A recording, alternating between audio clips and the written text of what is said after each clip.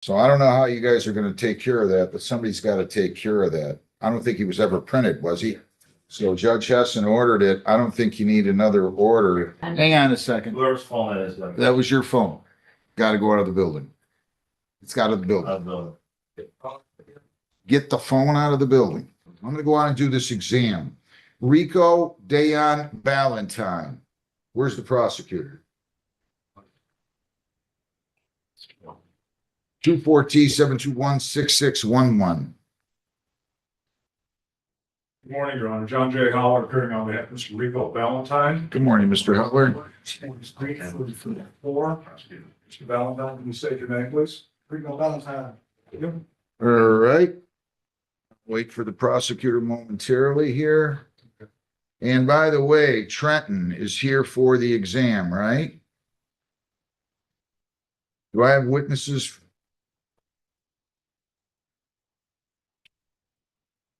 Is this Ms. Holloway handling this, or is it Ms. Mrs. Smile? Sure, she'll bring everybody with her. You just learning, Ms. Belcher? All right, let's get the prosecutor in here. They think I'm gonna wait for him. Court officer, please go tell them. I thought I called her, Your Honor. She's on the way. It's only 6 feet away. I don't know why she's. Come on up here, Ms. Esmaro. You got your witnesses? The first witness, Ms. Annette, did think that this hearing was supposed to be on the 11th. I called her at 11 o'clock. Well, a little bit before that, and she said that she had a 30-minute drive, so she should be here in a couple of minutes, hopefully like 5 minutes. Do you have an officer witness? I have 2 officers, so we could start with a different one. It's different order, but it's whatever you like. Yeah, I mean, I want to start. Why'd she think it was the 11th? I'm not really sure. Sometimes we get dates and times mixed up. It's 11 o'clock, not 11. I could call it. We got that bad as a society where we're going to justify people showing up. I'm not justifying it. I know you're. Now that you bring it up, Judge, I think we're ripe for dismissal now. Well, I'm going to, believe me, I would dismiss. She doesn't have to be. We'll start the first witness. Let's go. The first witness is Officer Popowitz. Okay, would you get him, please? Do you have any preliminary, by the way, do you have any preliminary matters? I do have one. We can Okay. start with that first. What is that? Your Honor, the people would be moving to, and people proposed exhibit number 1, pursuant to MCL 766 11B. This Komentari 1. Before we dive in, just a quick note. This commentary is created for educational purposes, designed to help those who may be confused or curious about courtroom processes. If you don't find it helpful, feel free to skip ahead. But for those who want a deeper understanding, stay tuned. It's about to get intense. Right away, this hearing starts with procedural issues before quickly shifting into serious forensic evidence. Prosecutors are preparing to introduce DNA evidence they believe connects Rico Valentine to the crime, while the defense is already looking for weaknesses. But remember, at a preliminary examination, the judge isn't deciding guilt or innocence. The question is simply whether there's enough evidence for this case to move forward. Do you think DNA alone will be enough, or will the prosecution need much more before this hearing is over? is going to be the MSP lab results. That states that item number NB 22-1447-1B2D, and that is a sweatshirt hair robot with a sweatshirt from 22-142 labeled as item number 1 that tested for the results of that were based on the DNA typing result. Thinking the sweatshirt hair root is approximately 1.1 sextillion times more likely if it originated from Rico Valentine than if it originated from an unrelated unknown contributor. And then we also have the buccal swab of Mr. Rico Valentine that is Hang on a second. Whoever's phone it is. Like, That was your phone. Got to go out of the building. It's out of the building. Get the phone out of the building. Go ahead. Thank you. And then the vehicle swap for Mr. Rico Valentine is NV 22-14447-3VA. That states results are based on the DNA typing results obtained from the sweatshirt error is approximately 14 non-billion times more likely if it originated from Rico Valentine than if it originated from an unrelated unknown contributor. Okay, any objection, counsel? Well, I think this rule of evidence is, for the preliminary thing that you do avoid having to, call in experts for long, exhaustive, I know, examination. it's admissible. I'm just asking if you have any objection. People's one is admitted, Thank you, Armin. Would you like to publish it to the court? please. All right, you may. Any other preliminary matters? Not right now, Your Honor. Do you have any preliminary matters, Mr. Holland? No, I don't. No? Okay, call your first witness. Thank you, Officer Popowitz. All right, sir. Raise your right hand. You solemnly swear or affirm under penalties of perjury that the testimony you'll give in these proceedings will be the whole truth. So help you God. Okay, have a seat. You may proceed. Thank you, Your Honor. Good morning, Officer Popowitz. Is it officer or is it another? title? That's fine. Are you currently employed? Yes. And where are you employed at? City of Lincoln Park. And what do you do with Lincoln Park? Currently I'm in the detective bureau, but, I was officer on the road for 20 years. Can I ask you a question? How do you spell your last name? P-O-W-I, season cat, season zebra. Thank you. And what's your first name? Eric, Thank you. E-R-I-C. Go ahead. Thank you, Your Honor. And officer, were you employed as a detective and border patrol officer on the date of September 9, 2022? Yes. And did your duties take you around the Trenton area? No, in the city of Lincoln Park. City of Lincoln Park? Yes. Is that County of Wayne? Yes. And what were you doing that day? Just standard road patrol, patrolling the area, listening to the radio. And were you alone or with a partner at that time? At the time I was with a partner, Do you recall who your partner was? Officer Brown. And were you in a vehicle or on foot patrol? A fully marked Lincoln Park police car. And were you in uniform today? Yes. And did something happen that brings you to court? There was a radio call that there was a robbery that happened in the city of Trenton. And that, the suspect vehicle was a Chevy Trailblazer, black in color. And were you provided with any other information to the Trailblazer? Just that it was, Trailblazer, black in color. Were you provided with a license plate number? Not at that time. Okay. And did you observe a Chevy Trailblazer? Yes. Okay. And what happened when you observed the vehicle? Through radio transmit, the vehicle that was in question for the robbery, was going at over the posted speed limit in the city of Lincoln Park. It was the suspect vehicle. We pursued it. It continued on. Okay, so the vehicle did not stop? No. Okay, and what did you observe while you were pursuing the vehicle? We got through the city in our neighborhoods. And when the vehicle went back onto Ferris in White Street, northbound Ferris at White, it discarded clothing out the window. Okay, did you observe this? Yes. Okay, what happened after you observed this? We continued on, and then we were terminated. We returned back to the scene. And what was the area that the items were discarded at? It was Ferris Street and White. And did Are you saying fair or Ferris? Ferris, F is in Frank, Ferris. ERRIS? Yes. Thank you. and did you return to this location, Ferris Street and White? Yes. Okay, and even prior to that, were you able to observe what was thrown out the window? Just gloves, a black hoodie. That was about it. Okay, and you stated that you returned to this location. Yes. What did you observe when you returned to the location? The clothing that were scattered on the ground. Were they matching what they observed earlier, what was thrown out of the window? Yes. And could you tell us what kind of clothing or kind of left clothing that you observed? From what I can recall, it was a black hoodie with some type of logo on the sweatshirt. And you also stated gloves were recovered as well. Do you recall what color those gloves were? Not 100%. And what did you do after that? We secured the area and I made contact with Detective Sergeant Cavazos. Letting him know that we located the clothing from the suspect vehicle. We just secured the scene and waited for him to make a scene. Okay, and is it Detective Cavazos? Yes, Did he make the scene? yeah. Okay, what happened when he made the scene? He collected the evidence and then he left. And was that the end of your, part of this investigation? Yes. Okay, nothing further. Any cross?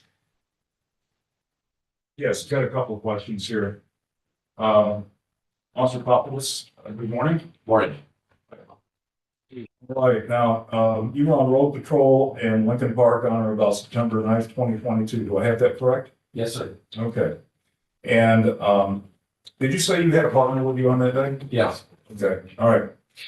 And you received a call that they're, describing a certain vehicle that was, suspect from being involved in a crime? Yes. Okay. And did you start to pursue that vehicle? Not until it came into our city.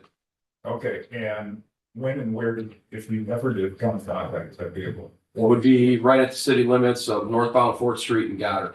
Okay, all right. And I believe you said that you terminated the pursuit? My sergeant terminated the pursuit. Okay, all right, by radio. Yes, sir. Okay, all right. Now, when you saw this clothing, don't strike that. Did you see the clothing that you referred to being tossed out of the car? Yes. Okay. Did you stop in to collect it? No.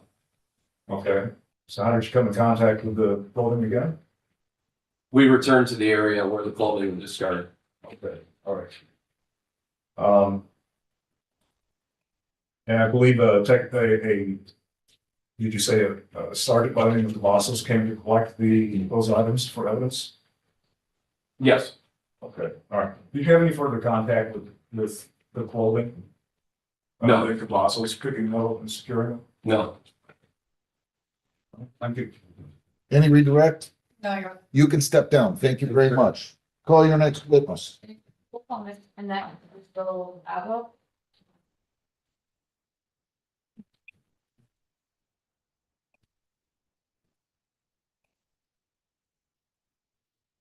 I'm sorry, did you say Annette Cabo? Rural Cabo, and I can tell you spelling. Is it Annette?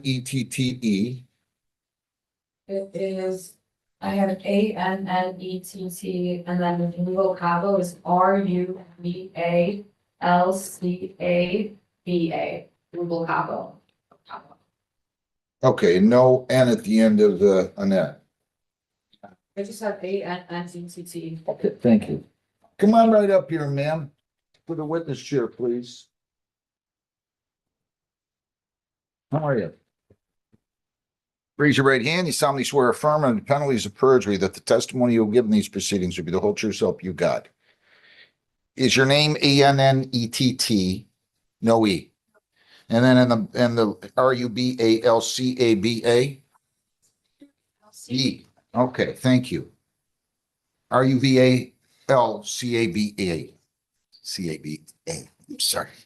Have a seat. Thank you. You can go ahead. Thank you, and good morning. Can I call you Miss Annette? Thank you. And Miss Annette, are you currently employed? Yes, And where are you employed at? so I work at the American Indian Health and Family Services. I work in a nonprofit for Native Can you American. pull that microphone up to your mouth, please?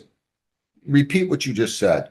So I work for the American Indian Health and Family Services. It's a nonprofit organization in Detroit for Native Americans. I'm the lead medical assistant there.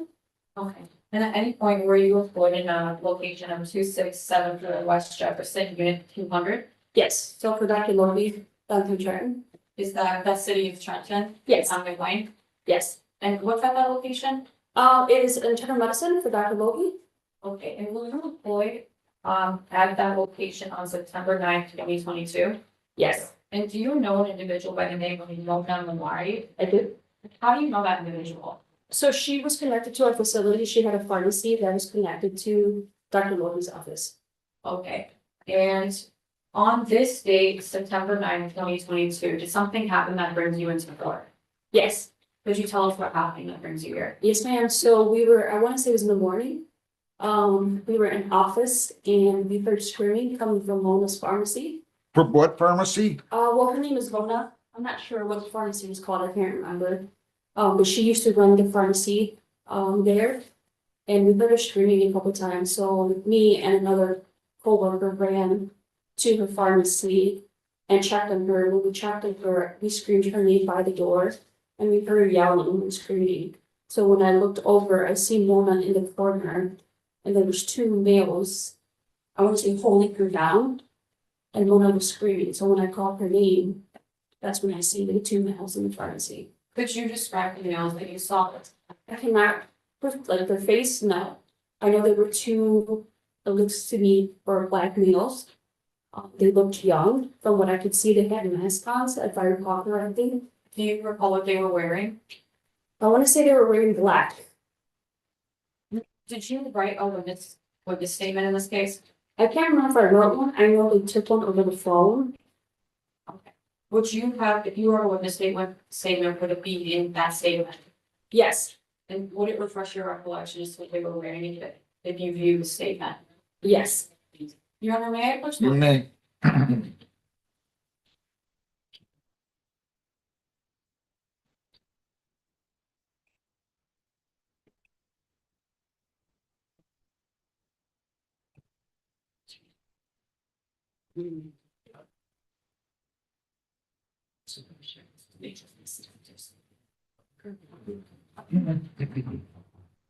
And Miss Annette, I'm handing you your statement. If you would please take a look at this. Read it over silently, and whenever your memory has no refresh, please look up and help you. Oh,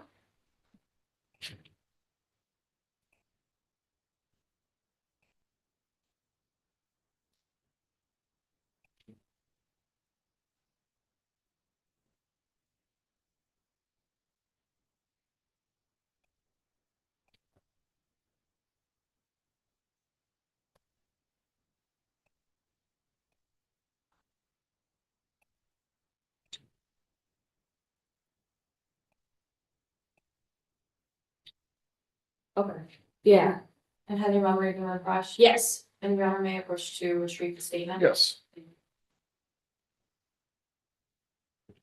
Okay, could you please tell us what they were wearing? Yes, so right, one of them was wearing all black, black hoodie, black pants, the other one was wearing black pants. And I wanna say it was like a reddish orange hoodie. Okay. And you stated that you saw were both of these individuals buying this Lori? Yes, they were both of them.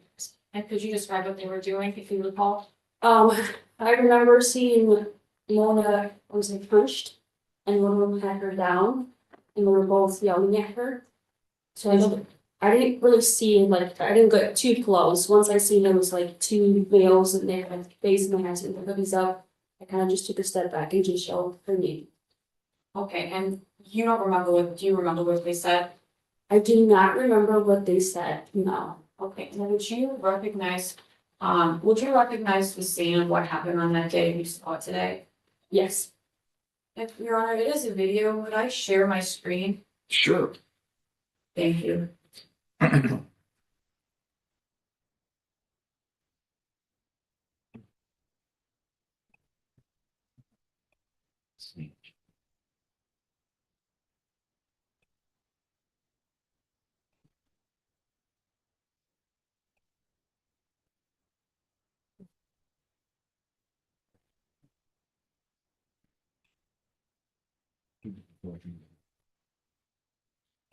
And Judge, it said my screen is shared.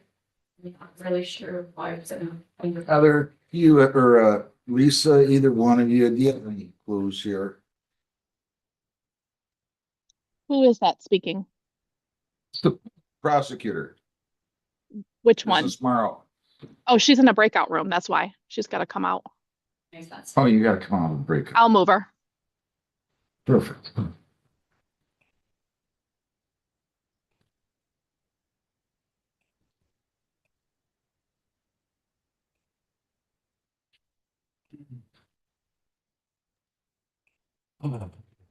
Okay, she should be good now.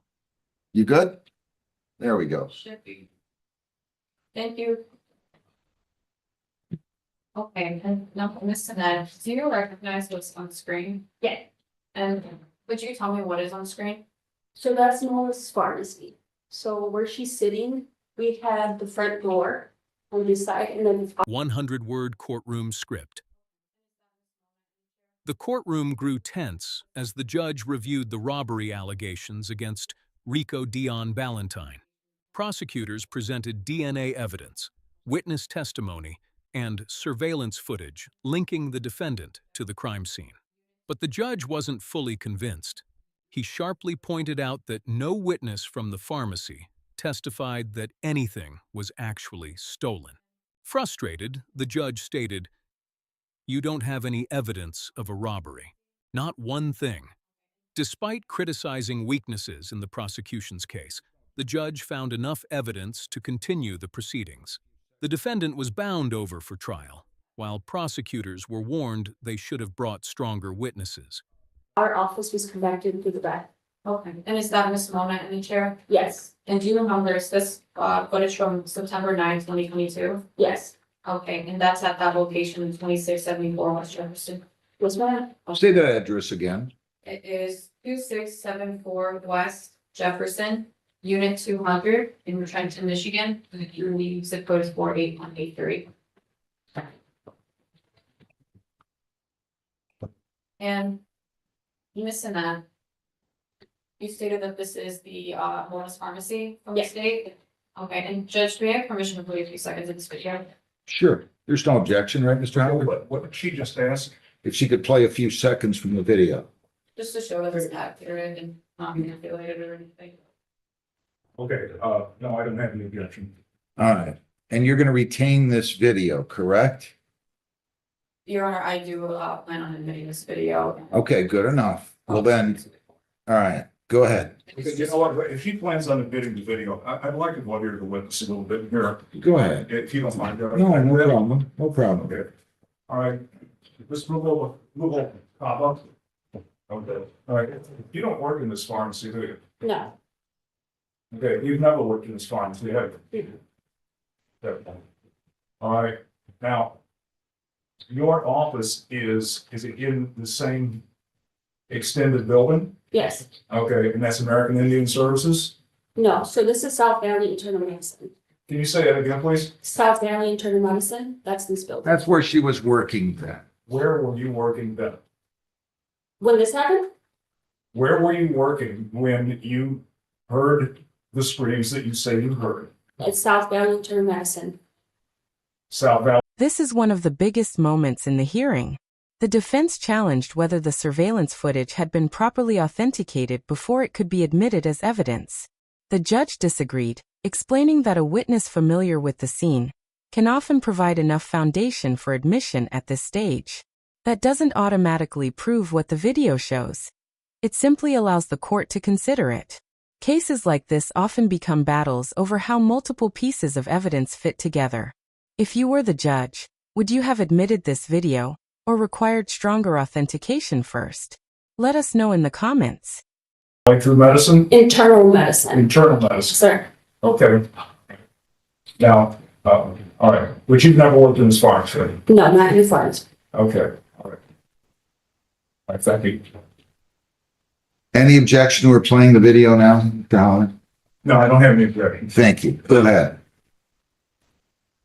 And Your Honor, is it, just to be clear, is it admitted so I can publish it to the court, or would you like me to continue? You've only had one exhibit that you admitted. If you're moving to admit this, we will call the video People's 2 and no objection to the admission for I just purposes. had an objection because we don't have anybody who's authenticated this video. Well, she's authenticated it. She said that she was aware of the circumstances. She was working right in the same vicinity, right, ma'am? Yes, sir. You don't need to have somebody who worked at the store to authenticate it. I'm gonna overrule that. People's 2 was admitted. Go ahead and play it. Thank you. Starting the video out 00.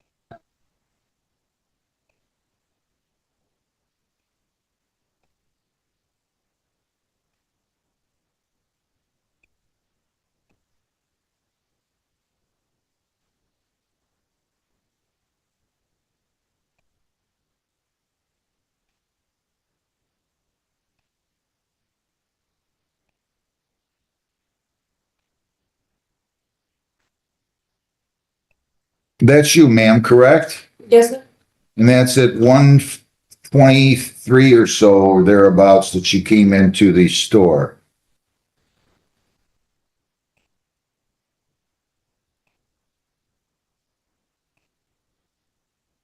And when I say 1:23, I'm referring to the time on the video, but actually the time on the video was September 3rd, 22, or September 9th, 22. It appears at about 9:25 and a few seconds thereafter. Go ahead.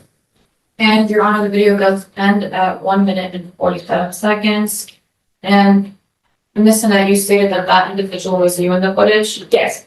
And you stated that you observed these individuals leave earlier. Do you recall where they headed? No, I just remember they left and I just ran for a moment. That's all I can really remember. Okay, and did you call the police? Yes, Did they arrive? yes. And did you do anything else?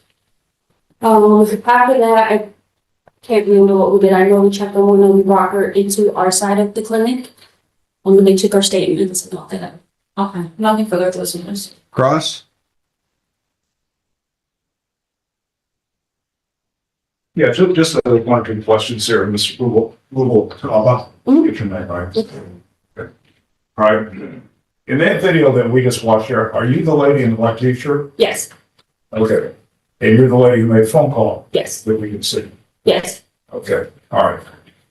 Thank you. Anything else?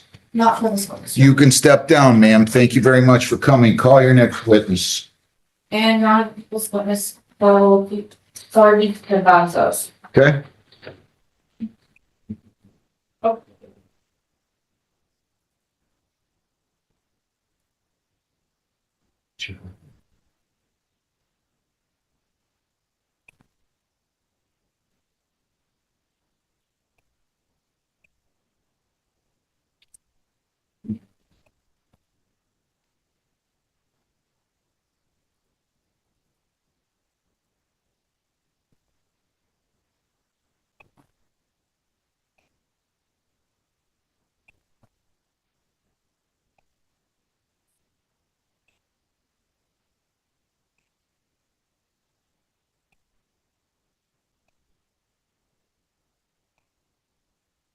Good morning. Raise your right hand. Do you solemnly swear affirm under penalties of perjury that the testimony you'll give in these proceedings will be the whole truth so help you God? Yes, sir. All right, have a seat, please. State and spell your first name Frank, Frank, and last name. Cavasso, Cavas. Thank you. You can proceed. Thank you, Your Honor. Good morning, Sergeant. Are you currently employed? And And where are you employed at? Brent Police Department. What do you do with Transfer PD? I'm a sergeant, And how many years have you been an officer in Sergeant? 36. And were you As this preliminary examination unfolds, we've seen prosecutors rely on DNA evidence, witness testimony, recovered clothing, and surveillance footage to establish probable cause. Meanwhile, the defense has focused on challenging the reliability and strength of that evidence every step of the way. At this stage, the court's responsibility isn't to determine guilt beyond a reasonable doubt, but to decide whether sufficient evidence exists for the case to continue toward trial. Every witness, objection, and evidentiary ruling can shape what happens next. If you found this case as shocking as we did, make sure to hit that like button, share your thoughts in the comments, and don't forget to subscribe for more jaw-dropping courtroom breakdowns. employed in this capacity on the date of September 9th, 2022? Yes, And did your duties take you at or near the location 2674 West Jefferson? that's the thing. And what right is that area? I'm operating. Okay. And did you make that location? Yes, Did you speak to any individuals? yes, And were you provided with, well, strike that. Did your duties on that day take you anywhere else in regards to this case? yes. And where did they take you? City of Lincoln Park, And what brought you to City of Lincoln Park? to recover some evidence. Okay, and were you called there by anyone? Yes, And who would you recall? I don't know that we were necessarily called there. We just heard over a multi-jurisdictional police radio that evidence would be recovered along the path of a vehicle chase with the suspect. Suspect vehicle that left the scene. And was the area of Fair Street in white? Yes, And did you come into contact with any officers? I did. Who were the officers, if you recall? Corporal Populus, of Lincoln Park Police Department. And you stated that you were called there for items that were discarded. Yes, Did you review those items? yes. And where were they? They were in a brown paper bag, 2 brown paper bags.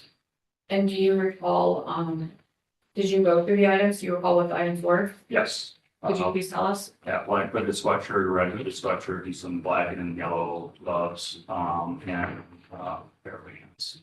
And, was there anything unique about any of the items recovered? Yes, the black hooded sweatshirt had a green $sign logo on the left,